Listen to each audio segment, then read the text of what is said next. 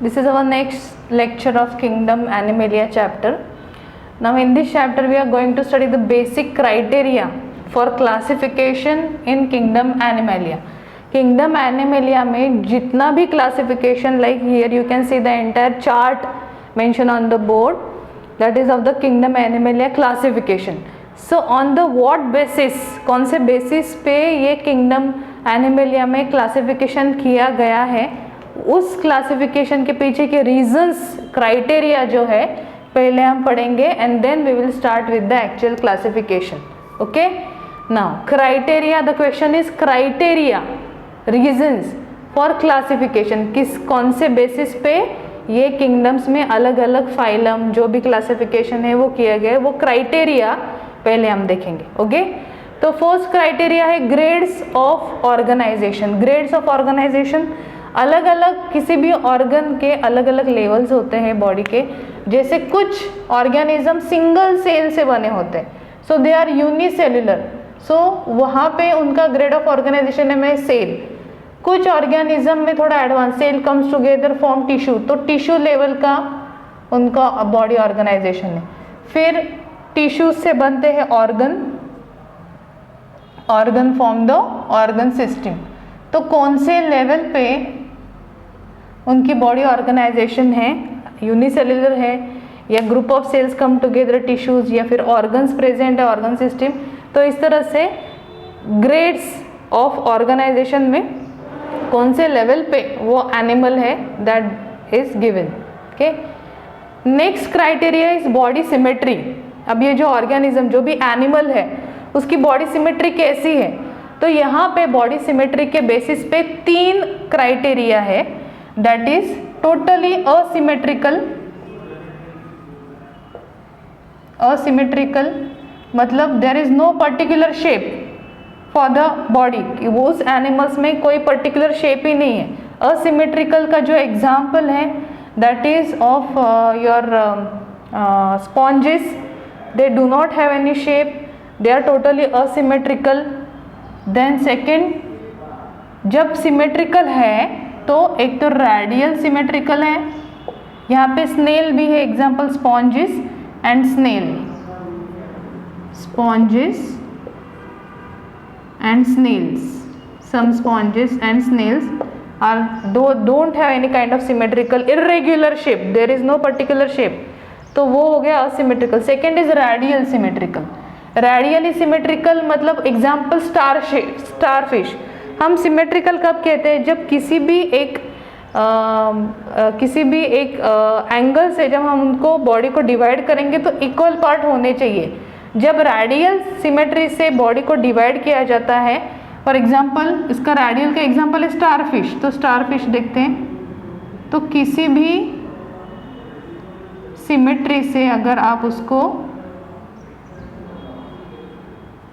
we are going to first divide them, starfish, then they are definitely going to produce equal part. तो इस symmetry से इस symmetry, इस symmetry, any symmetry, कहीं से भी आप उसका अगर सेक्शन ले रहे हो तो आपको इक्वल 2 पार्ट ही मिलेंगे, इसीलिए सर्कुलर बॉडी शेप होता है. therefore it is called as radial. even in sea cucumber is in your cnidaria, तो same your arachnid, क्नाइडेरिया, यहाँ पे स्टारफिश है, सी कुकुम्बर है, तो वो किसी भी सिमेट्री से अगर आप उसको डिवाइड करोगे बॉडी को तो आपको इक्वल पार्ट ही मिलने वाले हैं. So that is radial symmetry. Second, third one is bilateral symmetry. Third type is bilateral symmetry. Example is your frog या फिर प्लैटीहेलमिन्थस का अर्थवॉर्म. ओके, बायलैटरल मतलब बॉडी सिर्फ एक ही सिमेट्री में अगर आप डिवाइड करोगे तो इक्वल पार्ट होंगे. एग्जाम्पल अगर आप फ्रॉग का ले रहे हो, अगर फ्रॉग की बॉडी है तो फ्रॉग के बॉडी में जो आप अगर इस तरह से आपको मिडिल सिमेट्री है उसमें से आप अगर बॉडी को डिवाइड करोगे, इवन मैमल्स ले लो, रेप्टाइल्स में ले लो, आप एक ही सिमेट्री, इस सिमेट्री से अगर आप कट करोगे सेंटर, तो ही आपको बॉडी के इक्वल पार्ट्स मिलेंगे. अगर ये सिमेट्री आप यूज़ करोगे you will not get any equal parts of the body. So एक सिंगल सिमेट्री से ही जब बॉडी डिवाइड होने के बाद दो इक्वल पार्ट, बाय मतलब टू इक्वल पार्ट मिलेंगे, then it is called as bilateral symmetry. Example frog, fish, मतलब आपके जो पाइसेस है, तो सेंटर में से जब आप कर दें only you will get equal two parts bilateral. Radial मतलब एनी सिमेट्री, ओके। असिमेट्रिकल मतलब टोटली इरेग्युलर, स्नेल हो गया, स्पॉन्जेस हो गए। तो इस तरह से बॉडी सिमेट्री के अनुसार यहाँ पे तीन पार्ट्स हुए, असिमेट्रिकल, रेडियल और bilateral. So animal can be asymmetrical, radial और बायलैटरल। जब हम हर एक फाइलम पढ़ेंगे तब हम ये क्लासिफिकेशन के जो वर्ड्स है वो इस्तेमाल करेंगे। When we are going to study about the annelids, अगर वहाँ पे स्नेल्स है तो स्नेल का हम पढ़ेंगे कि their body is irregular in shape, या फिर व्हेन यहाँ पे मोलस्का है, then your bilateral symmetry, bilateral symmetry में when will study about the amphibia then will say frog are showing bilateral symmetry. तो इस तरह से हम वहाँ पे रिलेट करने वाले हैं ये characters. Next criteria for classification is the body cavity. अब यहाँ पे बॉडी कैविटी पे डिपेंडेंट जो क्लासिफिकेशन है, अगर बेसिकली बॉडी कैविटी क्या होती है, body cavity is coelom. Body cavity को हम क्या कहते हैं, सीलोम, राइट। तो असीलोमेट, सीलोमेट एंड स्यूडोसीलोमेट, इस तरह से जो है वो बेसिकली क्लासिफिकेशन किया जाता है, राइट। तो body cavity is called as coelom, word is coelom. कोई किसी भी ऑर्गेनिज्म के अंदर लेयर्स कितने हैं, जैसे एलिमेंट्री कैनल और body wall. Now for example this is the alimentary canal, जिसमें उसकी digestive system and all, the alimentary canal, और ये बॉडी वॉल है। तो बॉडी वॉल और एलिमेंट्री कैनल के बीच की जो स्पेस है, that space is nothing but the coelom, मतलब ही बॉडी कैविटी, ओके। तो सीलोम के अनुसार या फिर बॉडी कैविटी के अनुसार फर्दर उसके तीन टाइप्स हैं, that is first acoelomates. Acoelomates मतलब body cavity is totally absent, यहाँ पे बॉडी कैविटी टोटली एब्सेंट है, first. Second pseudocoelomates, pseudocoelomates, and third one is coelomates, okay. Acoelomates मतलब यहाँ पे बॉडी कैविटी एब्सेंट है, there is no space between alimentary canal and body wall, के बीच में गैप ही नहीं है, पूरा सेल एग्रीगेशन है। यहाँ पे एग्जांपल अगर हम देंगे तो एग्जांपल हम ले सकते हैं, जैसे कुछ प्लैटीहेलमिन्थिस है, ओके। सो प्लैटीहेलमिन्थिस, यहाँ पे Platyhelminthes, acoelomates, flat worm called as flat worm, Platyhelminthes, helminths मतलब वॉर्म्स, प्लैटीहेलमिन्थ्स, ओके। स्यूडोसीलोमेट्स का मीनिंग है there is a coelom, there is a cavity, but that is a false cavity, मतलब true cavity नहीं है। True cavity जिसको coelom कहा जाता है वो ट्रू कैविटी नहीं है, it appear like a cavity but not a real true cavity, so that become pseudo. Pseudo का मीनिंग है फॉल्स कैविटी, ओके। तो जब when we called pseudocoelomates, example is Aschelminthes, example Ascaris Aschelminthes में here,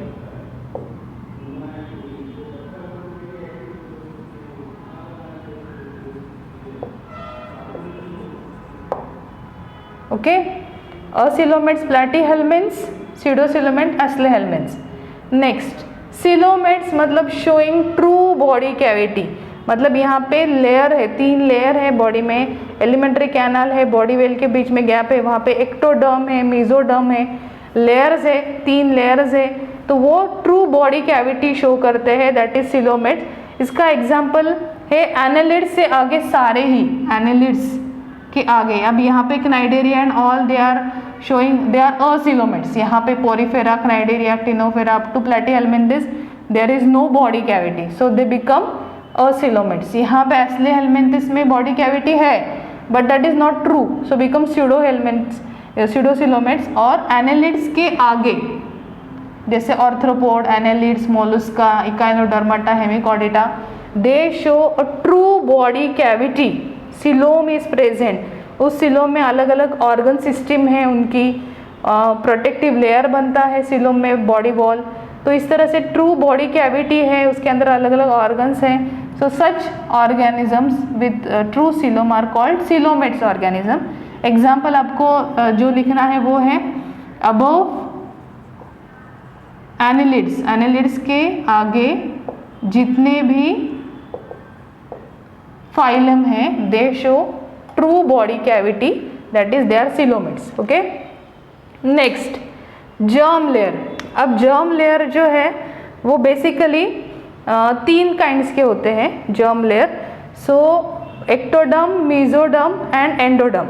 तो germ layer कितने हैं उसके हिसाब से ट्रिप्लोब्लास्टिक एंड डिप्लोब्लास्टिक, इस तरह से 2 डिप्लोब्लास्टिक एंड ट्रिप्लोब्लास्टिक, ऐसे 2 कैटेगरीज जर्म लेयर में। अगर जर्म लेयर सिर्फ 2 ही है, that is ectoderm and mesoderm, sorry ectoderm and endoderm, ecto and endoderm. Ecto मतलब सबसे बाहर का लेयर और अंदर का layer, endo inside, ecto external. 2 सिर्फ जर्म लेयर है तो diploblastic, and if all the 3 germ layers are there that is ectoderm सबसे बाहर, एक्टोडर्म, देन मिडिल में मेसोडर्म, एंड जो ये जो लेयर एम्ब्रियो में प्रेजेंट होते हैं, एंड एंडो।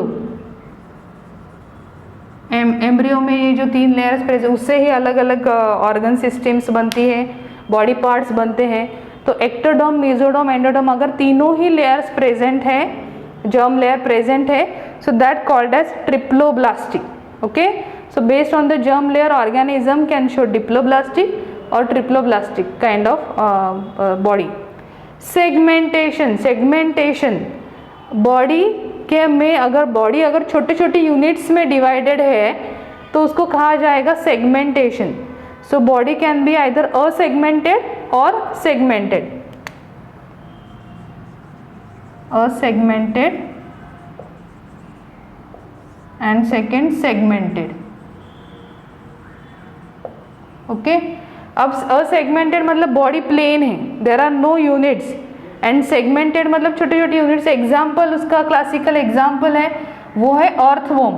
अगर आप अर्थवॉर्म में देखोगे तो इस तरह से बॉडी जो है छोटे छोटे यूनिट्स में डिवाइड है, इस तरह से सेगमेंट्स हैं उनके बॉडी में, right. So such segmented body is nothing but the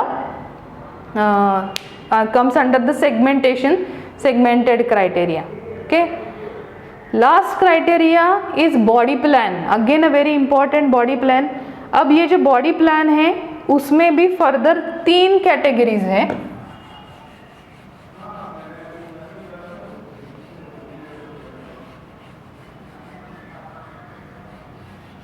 Okay, that is in body plan, cell aggregate plan, body plan. Here I am going to write body plan, body plan. अब body plan में भी further classification है। First cell aggregate plan, cell aggregate body plan. Okay, then blind sac body plan, and third tube within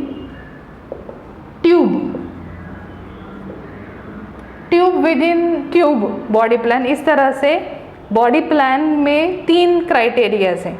cell aggregate मतलब just aggregation of cell, यहाँ पे आपको सिर्फ और सिर्फ सेल का एग्रीगेशन मिलेगा। जैसे पॉरीफेरा है, स्टार्टिंग में Porifera, Cnidaria, they are showing just in kingdom, in phylum Porifera just there are cells are just aggregated.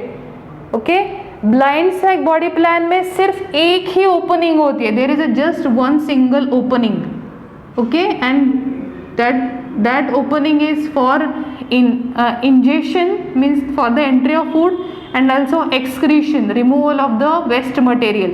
So there is just single opening, एक ही opening है, वहाँ से food भी enter हो रहा है, वहाँ से जो वेस्ट प्रोडक्ट है एक्सक्रीटा वो रिमूव भी हो रहा है, तो with just one opening, that is called as blind sac body plan. इसका जो एग्जाम्पल है वो है कनाइडेरिया. जो फाइलम कनाइडेरिया है उनमें बॉडी प्लान जो है वो ब्लाइंड सैक बॉडी प्लान है. And third one is tube within tube body plan, मतलब वहाँ पे 3 लेयर है, वहाँ पे 2 अलग अलग ओपनिंग्स है, one for ingestion of the food and one for the removal of the waste material.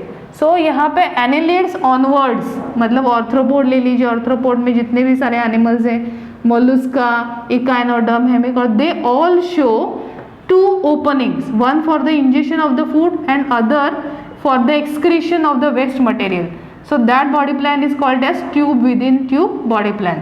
Okay, so this is how there is a criteria made for the classification. Once again we will revise all the things. First, grades of organization. There are cell, there are tissues, organ and organ system.